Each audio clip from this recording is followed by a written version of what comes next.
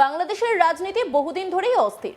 তবে সাম্প্রতিক সময়ের ঘটনা প্রবাহ দেশটির গণতন্ত্র, মানবাধিকার এবং সংখ্যালঘু সুরক্ষা নিয়ে এমন এক গভীর প্রশ্নচিহ্ন তৈরি করেছে যা শুধু বাংলাদেশের অভ্যন্তরীণ বিষয় হিসেবেই আর সীমাবদ্ধ থাকছে না।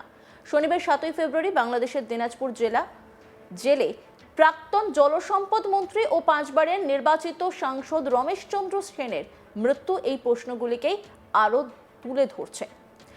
সরকার বিবৃতিতে বলা হচ্ছে 85 বছর বয়সী এই প্রাক্তন মন্ত্রী দীর্ঘদিন ধরে অসুস্থ ছিলেন এবং জেল হেফাজতে তার শারীরিক অবস্থার অবনতি ঘটে, কিন্তু এই ব্যাখ্যায় সন্তুষ্ট নন বাংলাদেশের একটি বড় অংশের নাগরিক, বিশেষ করে সংখ্যালঘু হিন্দু সমাজ এবং আওয়ামী লীগ সমর্থকরা। তাদের দাবি এটি স্বাভাবিক মৃত্যু নয়, এটি একটি হেফাজতে হত্যা, একটি পরিকল্পিত রাজনৈতিক নিধনের অংশ।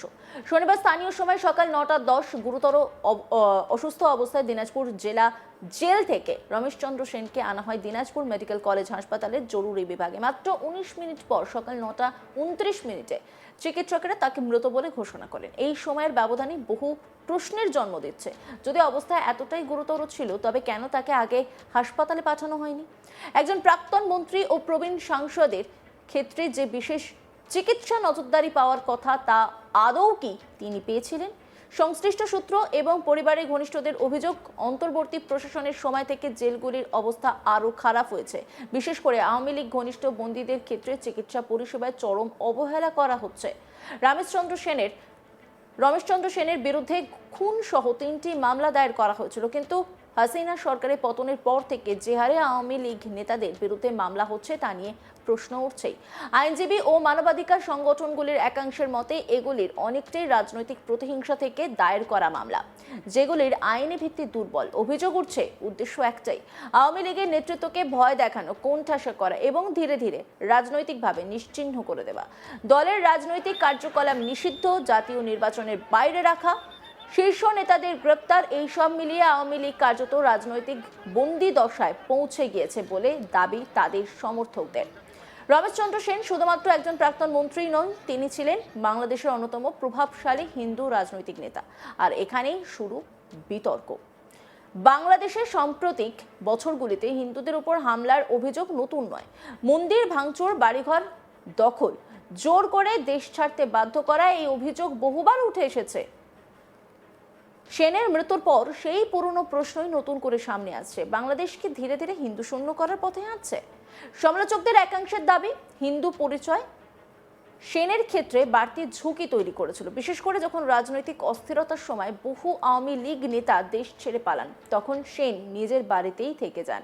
তার বিশ্বাস ছিল তিনি নির্দোষ, তার কিছু হবে না। 2024 সালের অগস্টে সামাজিক মাধ্যমে ভাইরাল হয় রমেশ চন্দ্র সেনের কিছু ছবি। সেখানে দেখা যায় গরু বাঁধার দড়ি দিয়ে তার হাত বেঁধে নিয়ে যাচ্ছে পুলিশ। একজন প্রবীণ মানুষ, প্রাক্তন মন্ত্রী, এই দৃশ্য অনেকের কাছেই ছিল অপমানজনক ও অমানবিক। সেই সময় প্রশ্ন উঠেছিল, আইন প্রয়োগের নামে কি প্রতিহিংসা চরিতার্থ করা হচ্ছে? একজন বৃদ্ধ ও অসুস্থ ব্যক্তির সঙ্গে এই আচরণ কি আদৌ আইনি ও মানবিক? রমেশ চন্দ্র সেনের মৃত্যুর সংবাদ ছড়িয়ে পড়তেই ফেসবুক সহ বিভিন্ন সামাজিক মাধ্যমে ক্ষোভের বিস্ফোরণ ঘটে। বহু বাংলাদেশি নাগরিক একে সরাসরি কারাগারে খুন বলে উল্লেখ করেন। এই বক্তব্য যতই বিতর্কিত হোক না কেন, একটি বিষয় স্পষ্ট, রাষ্ট্রের উপর মানুষের আস্থা ভয়াবহভাবে কমে যাচ্ছে। উল্লেখযোগ্যভাবে হেফাজতে অসুস্থ হয়ে ইতিমধ্যে অন্তত 5 জন শীর্ষ আওয়ামী লীগ নেতা মারা গেছেন বলে দাবি উঠছে। প্রতিটি মৃত্যুর পর একই ব্যাখ্যা, অসুস্থতা, কিন্তু প্রতিবারই একই প্রশ্ন, চিকিৎসা কোথায়?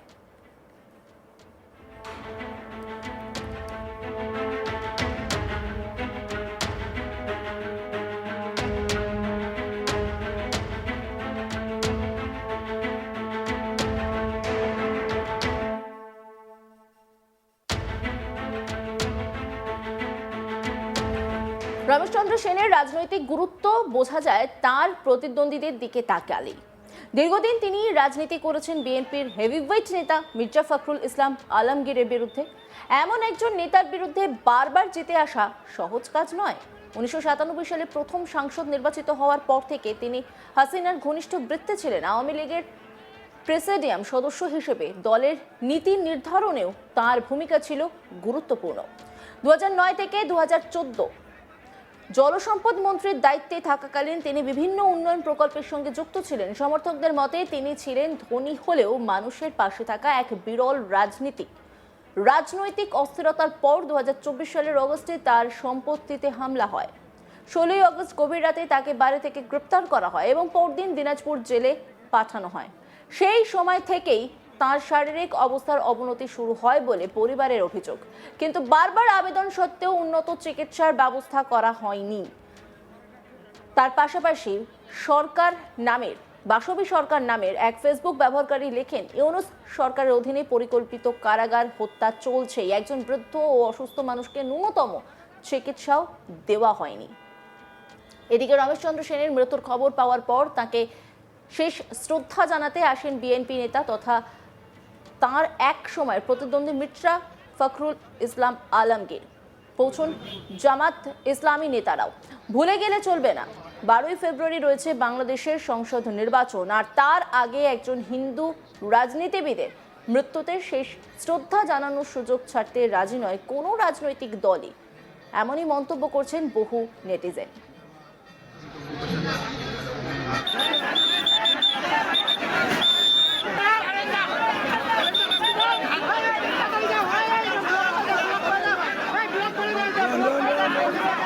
বাংলাদেশি সংবাদ মাধ্যমের দাবি, সেনের দেহ পরিবারের হাতে তুলে দেওয়া হবে, কিন্তু এখানেই শেষ নয় সমস্যার। হিন্দু ও আওয়ামী লীগ পরিবারের অনেকের মতোই সেনের পরিবারও প্রাণের ভয়ে পলাতক। প্রশ্ন উঠছে, শেষকৃত্য কে করবেন? আদৌ কি একজন প্রাক্তন মন্ত্রীর শেষ যাত্রাটুকু সম্মানের সঙ্গে সম্পন্ন হবে? একজন নাগরিকের মৃত্যুর পর তার শেষকৃত্য পর্যন্ত যদি অনিশ্চিত হয়ে যায়, তবে সেটি শুধুই ব্যক্তিগত ট্র্যাজেডি নয়, তা রাষ্ট্রের ব্যর্থতারও প্রতীক। রমেশ চন্দ্র সেনের মৃত্যু কি কেবল একজন বৃদ্ধ অসুস্থ মানুষের স্বাভাবিক পরিণতি, নাকি এটি একটি বৃহত্তর রাজনৈতিক নিধনযজ্ঞের অংশ? বাংলাদেশ কি পরিকল্পিতভাবে বিরোধীর রাজনীতি ও সংখ্যালঘু কণ্ঠস্বরকে স্তব্ধ করে দেওয়ার পথে এগোচ্ছে? এই প্রশ্নগুলির উত্তর আজ নয়তো কাল দিতেই হবে, কারণ ইতিহাস চুপ থাকে না, আর কারাগারের দেওয়ালও শেষ পর্যন্ত সব সত্য লুকিয়ে রাখতে পারে না।